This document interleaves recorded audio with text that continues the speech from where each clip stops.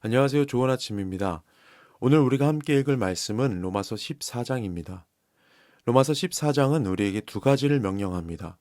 첫째, 형제를 비판하지 말라. 둘째, 형제로 거리끼게 하지 말라. 먼저 형제를 비판하지 말라고 합니다. 1절에서 3절 말씀입니다. 믿음이 연약한 자를 너희가 받되 그의 의견을 비판하지 말라. 어떤 사람은 모든 것을 먹을 만한 믿음이 있고 믿음이 연약한 자는 채소만 먹느니라.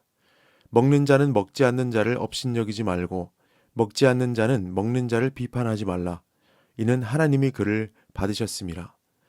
여기서 받다, 너희가 받되, 여기서 받다라는 표현은 영어로 보면 welcome 한다고 되어 있습니다. 그저 수동적으로, 소극적으로 인정하거나 받아들여주는 정도가 아니라 welcome, 환영한다는 뜻이죠. 적극적으로, 능동적으로 그를 웰컴하라는 뜻입니다. 왜 우리가 믿음이 약한 형제를 환영해야 할까요? 왜냐하면 하나님께서 그를 환영하시기 때문입니다. 왜냐하면 하나님께서 나를 웰컴해 주셨기 때문입니다. 9절 말씀에 그리스도께서 죽었다 다시 살아나셨으니 곧 죽은 자와 산 자의 주가 되려 하심이라 되어 있습니다. 그리스도께서는 모든 일을 위해 죽으셨고 그리스도께서는 모든 일을 자유케 하시기 위해서 다시 살아나셨습니다. 우리는 이 자유케 하는 복음을 받은 자들입니다. 그러나 이 자유케 하는 복음을 가지고 때로는 다른 사람의 자유를 얽매는 경우가 종종 있습니다. 물론 우리는 교회 이야기는 아니겠지만 자기들 나름대로 믿음이 강한 사람, 훌륭한 믿음의 기준을 정해놓고 그 수준에 이르기 위해서는 그 수준에 이르기 위해서 해야 되는 일들을 또 정해놓고 그것에 미치지 못하는 사람들, 그것을 행하지 못하는 사람들을 판단하고 열등하게 여기는 그런 일들이 교회 안에 종종 있는 것을 보게 됩니다.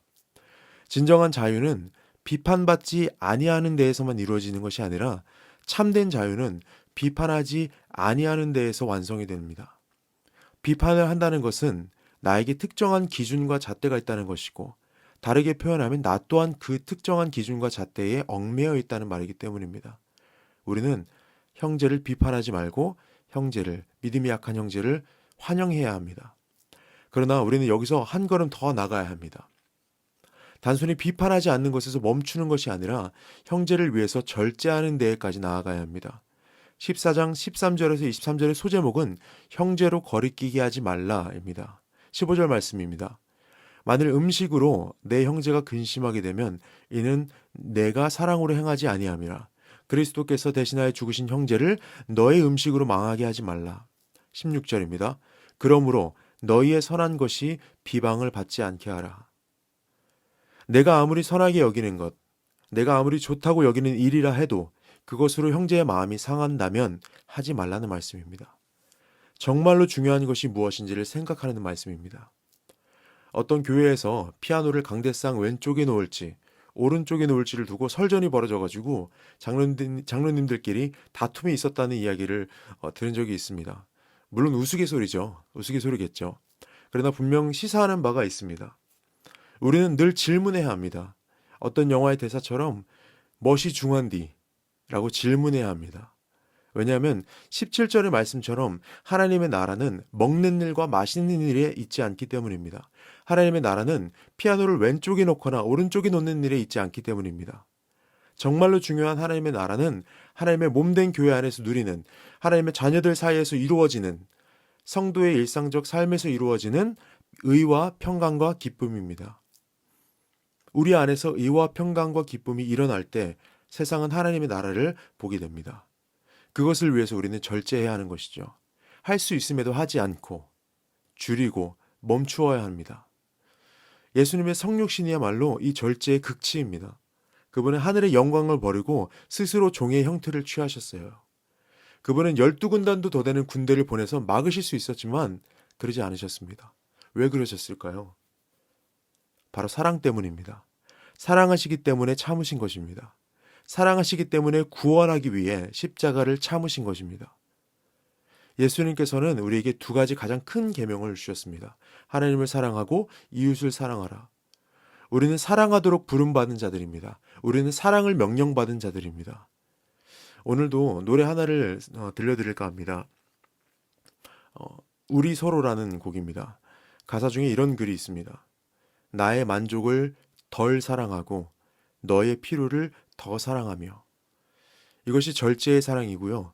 이것이 바로 예수님께서 우리에게 명령하셨던 사랑의 모습입니다. 오늘 하루 비판하기를 덜하고 사랑하기를 더하는 그런 하루가 되시기를 축복합니다.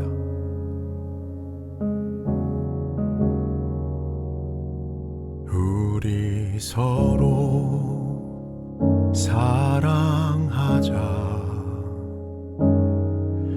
그가 먼저 사랑하셨으니 우리 서로 사랑하면 주를 더 깊이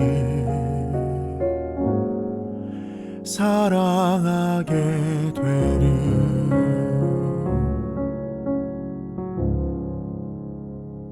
우리 서로 사랑하자.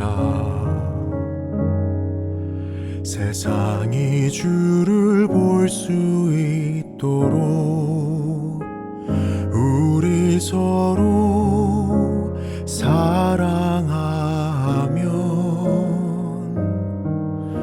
우리가 그의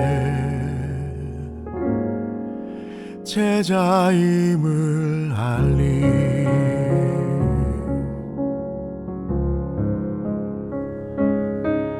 나의 만족을 덜 사랑하고 너의 필요를 더 사랑하며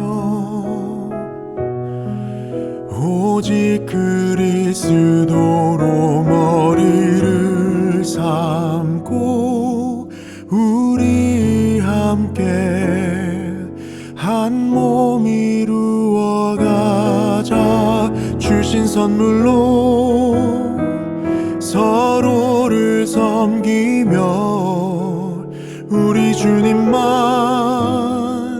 드러나게 하고 맡기신 일 세우신 그 자리에서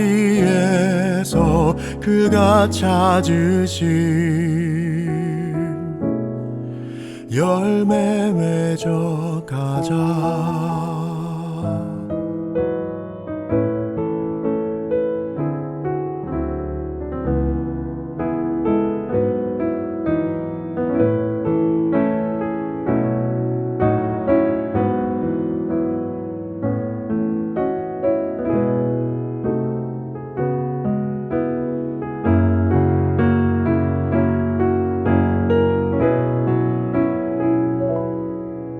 나의 만족을 덜 사랑하고 너의 필요를 더 사랑하며 오직 그리스도로 머리를 삼고 우리 함께 한 몸 이루어 가자. 주신 선물로 서로를 섬기며 우리 주님만 드러나게 하고 맡기신 일 세우신 그 자리에서 그가 찾으실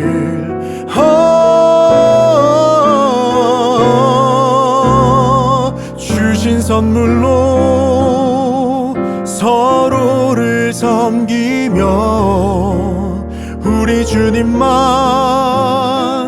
드러나게 하고 맡기신 일 세우신 그 자리에서 그가 찾으신 열매 맺어 가자.